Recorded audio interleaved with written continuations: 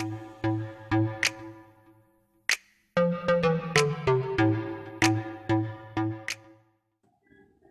عليكم ومرحبا بكم في قناتكم ام جنان وافنان. كنتمنى تكونوا بخير وعلى خير.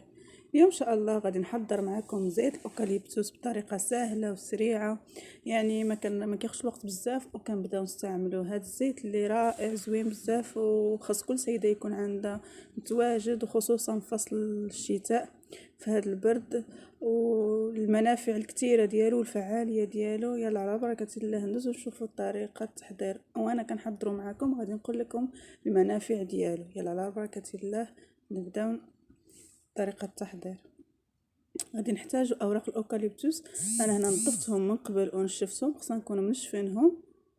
وغادي نحتاجو زيت المائده، يعني زيت ديال الطياب. هادو هما المكونات اللي غادي نحتاجو. اول حاجه غادي ناخذ الاوراق ديال الاوكاليبتوس، وغادي نبدا نقطعهم يعني قطع صغيره.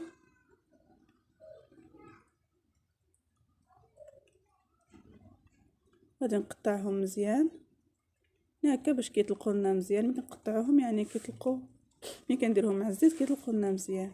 يعني زيت الاوكاليبتوس يعني رائع بزاف وفعال، يعني كيصلح النزلات ديال البرد، للسعال، لاختناق الانف، للشقيقه، الالم المفاصل، الناس اللي عندهم حساسيه الانف في فصل الربيع يعني يدهنوه في الانف ديالهم.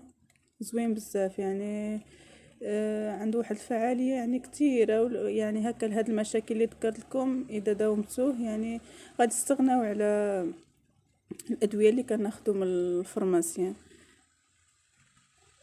ديما هكا نشوفوا يعني هكا الاعشاب والطب البديل احسن، كيبقى من احسن من نكثروا من الدواء بزاف. حتى المناعه ديال الجسم كتقلع الا كثرنا الدواء، ومع الاستمراريه في الاخذ ديال ادويه كثيره يعني حتى المفعول ديالها ما كيبقاش يبان في الجسم، وبالعكس كتولي تاثرنا على الصحه ديالنا في بلاصه ما تنفعنا.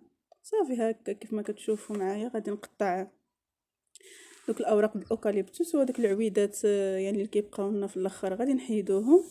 غادي ناخذ واحد القنينه تكون ديال الزوجه، تكون يعني كتستحمل الحراره، تكون يعني ناشفه، وغادي نوضع فيها اوراق الاوكاليبتوس.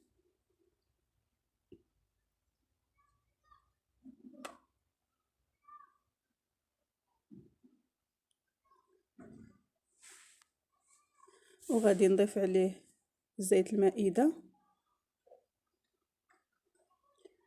وغادي نسد القنينه مزيان، يعني نزيرها مزيان، ونحاول هكا نخلطو شويه باش ينسجموا لي مع بعضياتهم. وناخذ كاسرونه فيها الماء، يعني الماء بارد، وغادي نمشي نوضعها فوق النار تكون مهيله، ونخليها مده ديال ساعتين فوق النار.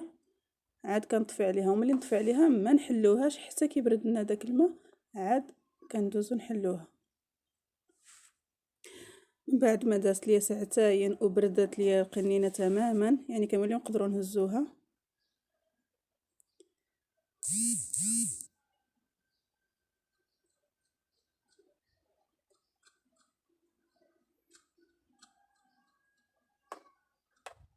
كيف ما كتلاحظوا يعني حتى الماء كينشف، يعني كيبقى واحد الكميه قليله، يعني خصكم تكونوا ناقصين البوطه باش ما يعني كينشفناش الماء مره وكيطيب على خاطرو، يعني كيطلق داك الزيت مزيان. دابا غادي ندوز نصفي الزيت.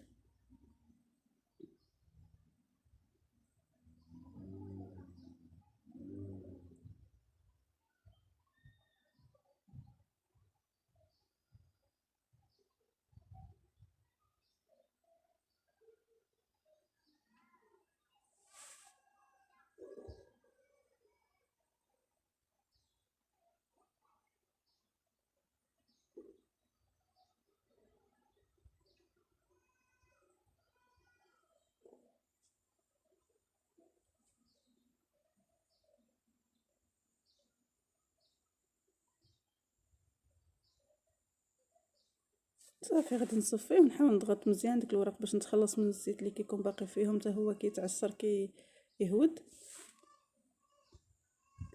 كيف ما كتشوفوا يعني كيولي ثقيل، وحتى اللون ديال الزيت كنعرفوا زيت المائده كيكون اللون ديالها يعني شفاف. وشوفوا دابا هنا كيفاش يتبدل اللون كيولي خضر. الصراحه كيجي هذا الزيت يعني زوين بزاف، خص دائما يكون عندنا في الدار ديالنا. كينفع بزاف للسعال، الحالات الاختناق ديال الانف، الحساسيه، الشقيقه، يعني اي حاجه راه ممكن تستعملوه للالم المفاصل.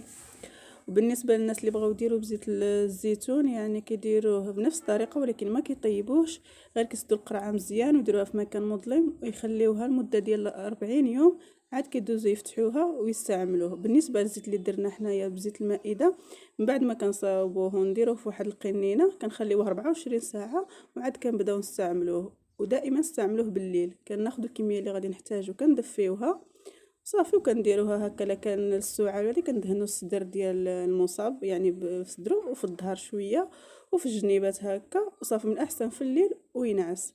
يعني طريقه سهله ومضمونه، يعني اللي عنده السعال ولا هكا حالات الزكام يعني راه غير في الصباح غادي يحس بالفرق وغادي يحس بالارتياح. كنتمنى الزيت ديال الاوكاليبتوس اللي عدلتها معكم تنال الاعجاب ديالكم. ولا عجبكم لا فيديو ما تنساوش ديروا بارطاجيو وتابوناو في لاشين وتضغطوا على زر الجرس باش يوصلكم كل جديد. وشكرا، الى فيديو اخر ان شاء الله.